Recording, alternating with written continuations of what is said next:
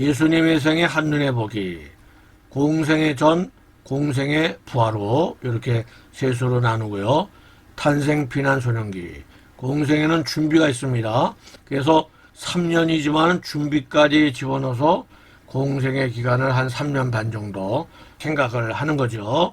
준비 1년, 2년, 3년, 그리고 부하로 예루살렘 사역, 또 갈릴리 사역, 승천, 이렇게 한눈에 보기를 볼 수가 있고, 오늘은 공생의 3년을 네 수로 나눌 수 있는데요. 갈릴리에서 유대인 사역이죠. 오병여서부터. 또 두 번째는 그 인근의 이방인, 수르보니게 여인, 데가벌리 4,000명, 또 가이사르 빌보. 그렇게 마치고, 껌을 씻고, 마태복음 19장이죠.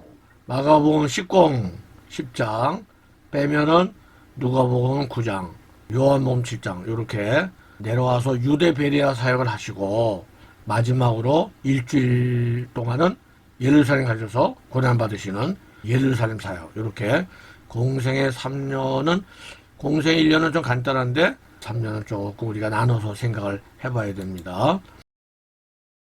공생의 3년 예루살렘 사역, 이게 네 번째 사역이에요. 주님은 공생의 3년의 사역을 마무리하기 위해 예루살렘에 오르신다.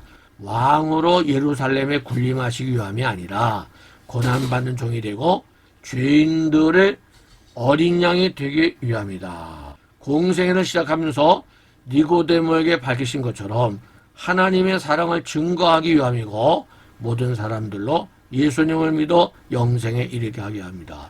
예루살렘 사역이 있었기에 우리 모두가 지금 그분을 믿고 영생을 얻게 된 거죠. 금요일 십자가 죽으실 때까지 닷새 동안에 일어난 사건을 요일별로 말씀을 드렸는데요. 종료주일날 낙이 타고 예루살렘 입성하셨다. 먼저 보도록 하겠습니다. 낙이 타시고 예루살렘 입성하시다. 그것을 낙이 새끼죠? 예수께로 끌고 와서 자기들의 겉옷을 낙이 새끼에 걸쳐놓고 예수를 태우니 가실 때 그들이 자기의 겉옷을 길에 펴더라. 이 사건은 스가랴 9장 9절 시온에 따라 크게 기뻐할지어다. 예루살렘 따라 즐거이 부를지어다. 보라 내 왕이 내게 임하시나니 공의로우시며 구원을 베푸시며 겸손해서 나귀를 타시나니 낙이 작은 것 낙이 새끼니라. 요 말씀을 그대로 주님께서 이루셨다는 거죠. 구약에 나오는 예수님 초림 사건은요 얼렁뚱땅 이루어진 게 아니에요. 정확하게 은 30냥 시편 22편에 십자가에 찔리신 거라든가 또 부자 무덤에 안치됐다든가 벨레헴 탄생했다든가 이런 것들이 아주 정확하게 성취된 것을 우리가 볼 수 있어서 이런 걸 보면서 예수님 재림도 정확하게 성취될 것이다. 우리가 이렇게 알 수 있는 거죠. 감람산에 낙이 타고 가시는데 백성들이 찬양을 하는 거죠. 찬송하리다 주의 이름 오시는 왕이요. 누가복음은 특별히 그 예수님을 왕으로 칭했어요. 마태, 마가는 그렇게는 안 나오는데 하늘엔 평화요 가장 높은 곳에는 영광이로다. 마태, 마가에는 찬송하리로다 주의 이름으로 오시느뇨. 이렇게 그들이 찬양을 하면서 겉옷을 까는 모습을 볼 수가 있는데 그걸 보고 바리새인들이 너무 기분이 나쁜 거예요. 왜냐면 바리새인들은 예수님 안 믿어. 보통 백성들은 아 저분이 메시아구나. 물론 그들도 이제 이분이 예루살렘 입성하시면은 우리의 왕이 되실 거다. 로마 군인 다 물리치고 뭐 그렇게 생각했을 수도 있을 거예요. 그런데 애초에 바리새인들, 사두개인들 이런 사람들은 메시아로 보지 않는 거죠. 그러니까 자꾸 이렇게 찬양을 하니까 너무 거슬리는 거예요. 아니 저 사람 뭔데 저렇게 찬양하냐. 선생님 당신의 지자들을 책망하소서. 오히려 그렇게 찬양하는 것을 책망하라고 예수님께서 이 사건 전에는 항상 어떤 역사를 나타내시켜서 숨기셨어요. 너 이거 가서 얘기하지 마. 또 병난 사람이 가서 막 또 나발이 불잖아요. 사람들이 또 막 구름대출 몰려고. 근데 이 낙이 타시고 가는 이 사건만큼은 마음껏 백성들이 찬양할 수 있도록. 그러니까 예수님께서 이 사람들이 침묵하면 돌들이 소리 지르리라. 마음껏 백성들이 찬양을 하게 두라는 말이죠. 돌들이 소리죠. 어느 날 제가 이 말씀을 보다가 이게 돌들이 소리 지르는구나. 오랜 세월이 지나면은 다 없어지잖아요. 뭐 나무고 뭔가 다 썩어서 없어지죠. 근데 몇 천 년이 지나도 남아있는 건 돌이에요. 예수님 시대 때 실로암에서 쭉 보여드렸죠? 순례자의 길이라고. 그런 것들도 다 6m 땅을 파내려 가니까 예수님 시대 때에 길에 돌 깐 곳이 나왔다고 말이죠. 뭐 다이성이라든가 돌에 새긴 거. 돌은 지금도 그대로 남아있어요.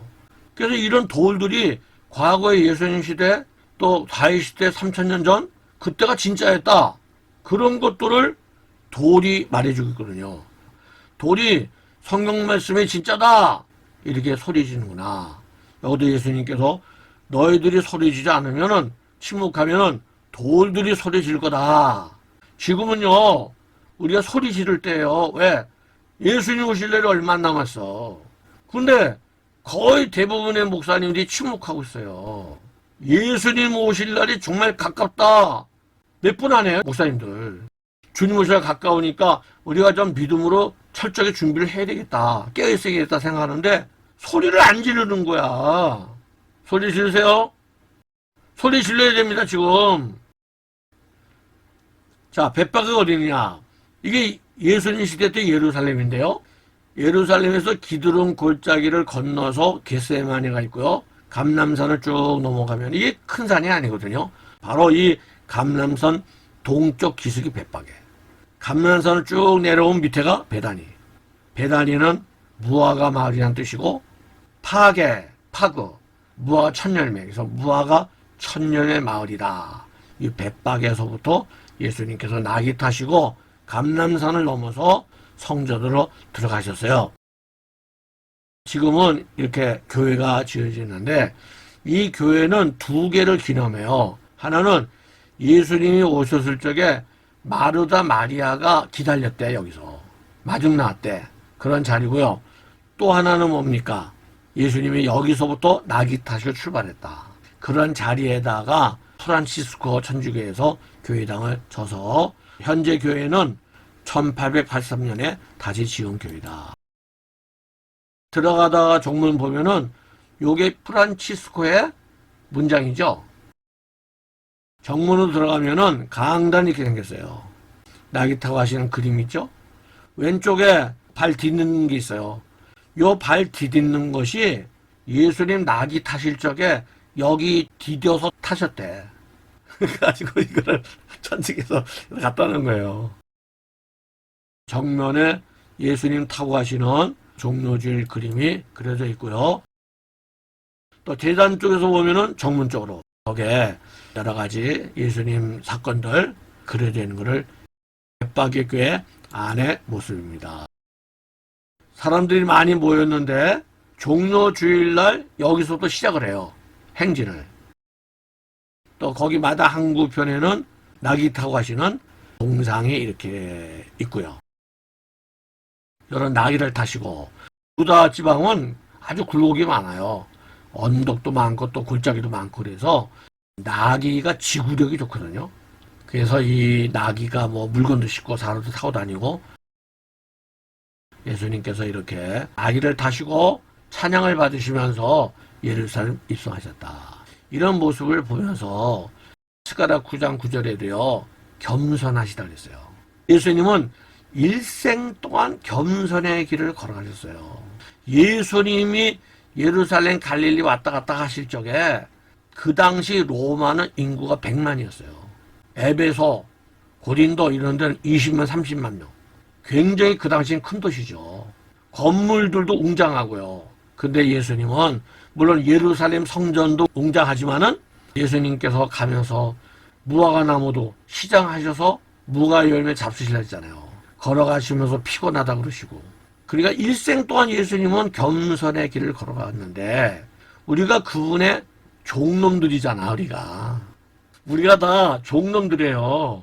먹고 살고 우리나라 수준이 있으니까 살아야 되지만은 우리 목회자들이 부귀영화를 누리면 안 되고 또 늦게 목회하시는 분들이시잖아요. 지금 목회하기 전에 좀 많이 벌었다. 그러면 목회하면서 좀 많이 나눠주세요. 어려운 분들 싸갖고 못 갑니다. 그 싸갖고 있는 시간 얼마 안 남았어요. 먹고 살만은 그만두고 나머지는 다 나눠주고, 그래서 예수님 가신 그 겸손의 길을 우리도 걸어가야 되겠다. 벳바게가 1번이에요. 1번. 여기 벳바게죠? 그래서 쭉 올라가서 3번이 승천교회고 2번은 주기도문교회예요. 내려가서 눈물교회, 6번이 겟세마네, 8번이 스데반교회. 여기서 돌에 맞아 죽었다고 그래요. 그리고 스데반문을 지나서 베데스다 연못에 안락교회가 있어. 거기까지 행진하는 것이 종려주일 행사입니다. 구글 지도를 보시면은 이게 다 감람산인데 벳바게부터 시작해 요 길 있죠? 따라가서 산 정상으로 해서요. 요것이 예수님 당시 때 루트예요. 예수님은 요렇게 직진해서 황금문, 그 당시에는 슈산문, 동문인데요. 들어가셨는데 지금은 여기가 이게 길이 없어요. 그래서 꼭대기 가서 여기서 길 따라서 눈물길 지나서 겟세마네 지나서 스데반교회 지나서 사자문으로 요 코스로 종려주일날 우리 기독교인들이 행진한다. 지금 이 벳바게 교회에서 출발 예배를 드리는 것 같아요. 여기서도 출발해서 감람산으로 올라가는 겁니다. 여기는 뭐 천주교인, 또 그리스, 러시아 정교회, 개신교, 또 이디오피아 콥트교회, 아르메니안 교회, 기독교니까 다 합쳐서 올라가는 것을 볼 수가 있습니다. 여기도 지금 벳바게 앞인 것 같아요. 여기 탑 있죠? 이 탑이 러시아 정교회 탑입니다. 높이 보이는 거 보니까 모여서 올라가려고 할 때 찍은 사진인 것 같아요. 감람산 내려오는 모습이고요. 내려가고 있죠? 여기 황금문이라고 보이죠? 황금문. 요 문이 닫혀 있어요. 요 문이 마지막 때 열리면서 재림의 예수님이 일로 들어가시는 거예요. 지금은 이걸 닫아두라 그랬어요. 닫혀 있는 겁니다. 그래서 일로 못 들어가고 쭉 내려갑니다. 호산나 찬송하리로다 주의 이름으로 오시느뇨. 가장 높은 곳에서 호산나 하더라. 눈물교회에서 겟세마네 쪽으로 내려가는 모습이고요. 요 교회가 스데반 돌에 맞아 죽은 기념교회, 히브리어로 호샤나 바룩 하빠 베시엠 여호바. 여호바를 말을 안 하고 아도나이라고 발음을 하죠. 바루크는 바라크, 축복하다, 축복하다가 찬양하다, 무릎을 꿇다, 그런 뜻도 있다고 그랬습니다. 찬양하다고 그랬는데 축복하는 거예요. 사실은 주님을 축복하는 거죠. 그리고 베시엠 여호바, 여호와의 이름으로, 주의 이름이죠. 오십니다. 하파. 예수님께서 이 말씀하신 거죠. 너희가 찬송하리로다 주의 이름으로 오시는 이여 할 때까지 나를 보지 못하리라. 유대인들은 지금도 이걸 안 해요. 유대인 숫자가 현재 이스라엘 700만 명, 나머지 200만 명은 이제 뭐 아랍인들 있는데요. 근데 그 사람 중에서 요거를 고백하는 사람은 많이 잡아도 5만 명. 그 5만 명을 빼놓고는 아무도 이스라엘 사람들은 주님을 찬양을 안 하는 거예요. 그러니까 이스라엘 사람들이 다시 한번 두들겨 맞는 거예요. 2차 대전 때도 홀로코스트 두들겨 맞아서 600만 명이 죽었는데요. 마지막 때에는 더 많이 죽어요. 그래서 스가랴 13장에 보면은 3분의 2가 멸망당해요. 3분의 1이 은처럼 연단받고 금처럼 시험받아서 이 고백을 한다 그랬어요.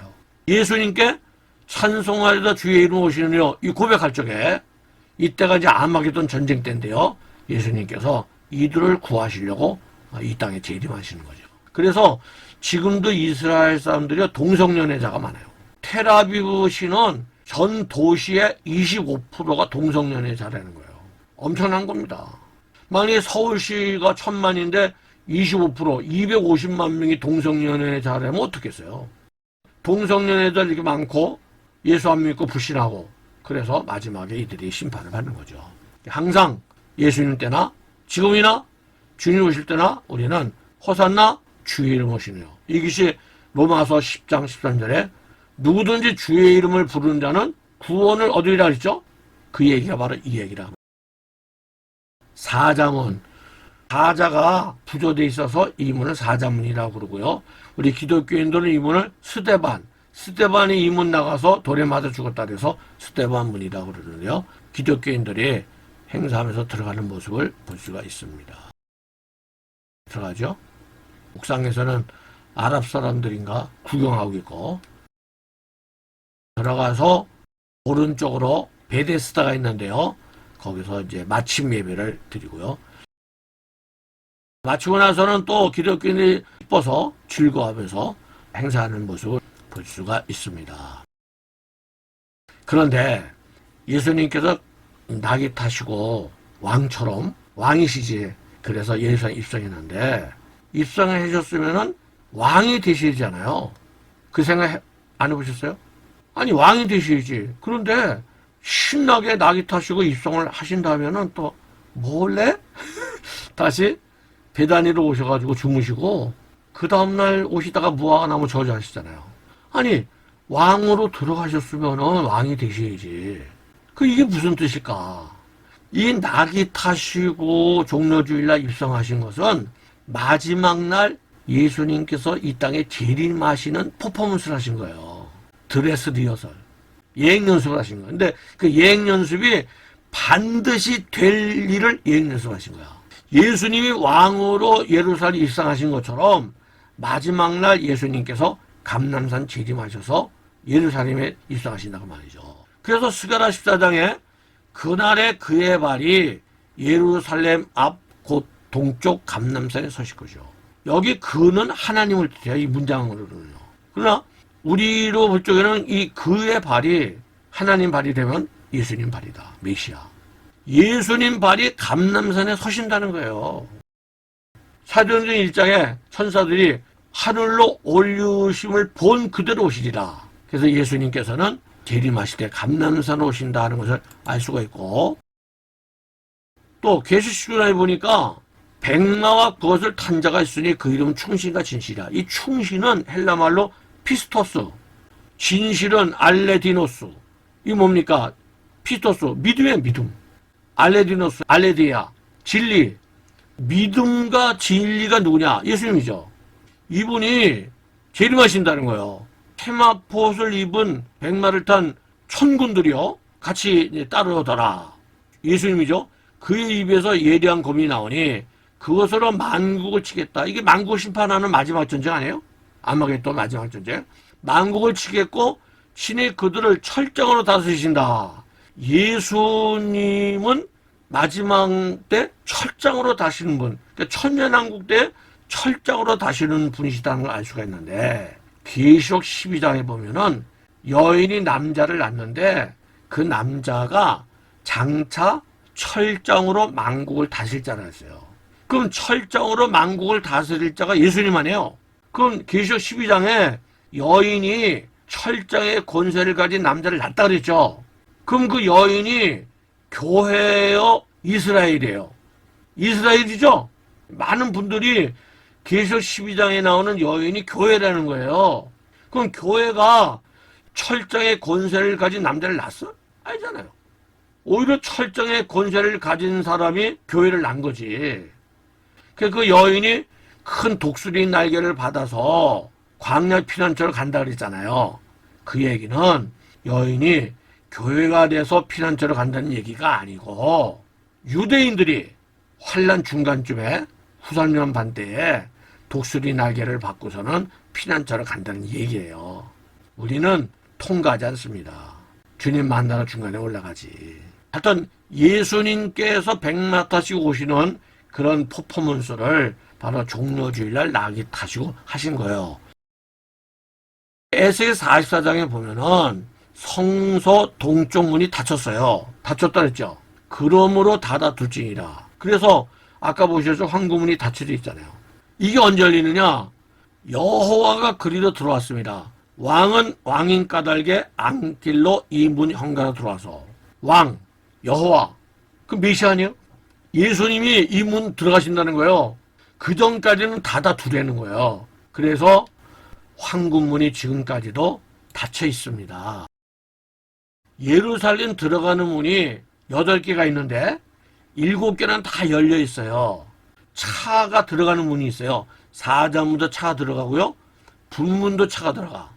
세문, 요 뻐문 다. 요 다메섹문과 헤롯문은 사람만이 통과할 수 있고, 시온문은 안쪽에서는 나올 수 있어요. 바깥쪽에서는 차가 못 들어갑니다. 7개가 통과가 되는데 8째 문, 황금문, 이 문만큼은 닫혀 있단 말이죠. 이게 옛날에 주님이 입성하셨던 그 성문이거든요. 요 문이 닫혀 있어요. 언제 열리느냐? 예수님 재림하실 때. 이쪽이 산이 갈라진다 그랬죠? 그래서 예수님 일로 들어오신다. 이게 중요한 것이 성경과 미래, 종말론하고 여러분 지금 토라 보시고 있죠? 또 지금 이 공생애 보시죠? 이런 것들이 다 연결돼 있어요. 그래서 이런 걸 다 보셔야 더 이해가 될 수 있는 겁니다. 종말론을 보지 않고 이 말씀을 보면 저게 무슨 얘기야? 그렇게 할 수도 있단 말이죠. 황금문이 문짝이 2개라 그랬죠? 이쪽이 북쪽인데 요거는 리펜턴스, 회개의 문, 이 밑에 문은 멀시, 자비의 문, 이렇게 2개로 되어 있다 그랬습니다. 이 문이 마치 천국문 같아. 우리가 회개하고 또 하나님의 은혜로 천국 들어가잖아요. 이 문이 예수님 재림하실 적에 활짝 열려진다. 지금 이게 닫혀져 있습니다. 이 문이 고고학적으로 옛날에도 있었다. 이게 밝혀졌거든요. 예수님 시대 때 슈산문, 동문이라고 하는 제사장들이 왔다 갔다 하던 그런 문인데요. 감람산에서 온 황금문이 보이는데요. 이 감람산인데 유대인들 무덤들이죠. 유대인 무덤이 이렇게 생겼다. 돌 얹어놓은 거 아시죠?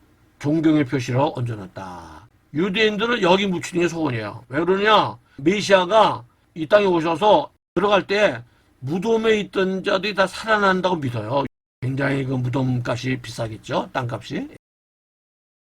또 이 황금문 주변에는 무슬림들 무덤이 많이 있어요. 전례에 의하면은 메시아가 이 문으로 들어간다. 그래서 이 무슬림들이 무덤이 많으면은 메시아가 무덤이 많으니까 이쪽으로 안 들어갈 거다. 그래서 무덤이 많다는 거죠. 메시아가 들어가면은 무슬림들은 망할 거 아니에요. 그런 그 전례가 있습니다. 성지순례에 가신 분들 사진도 찍고요. 황금문의 모습입니다. 200년 전의 황금문 닫혀져 있죠? 이 문은 앞으로 예수님 오실 적에 열려질 문이다.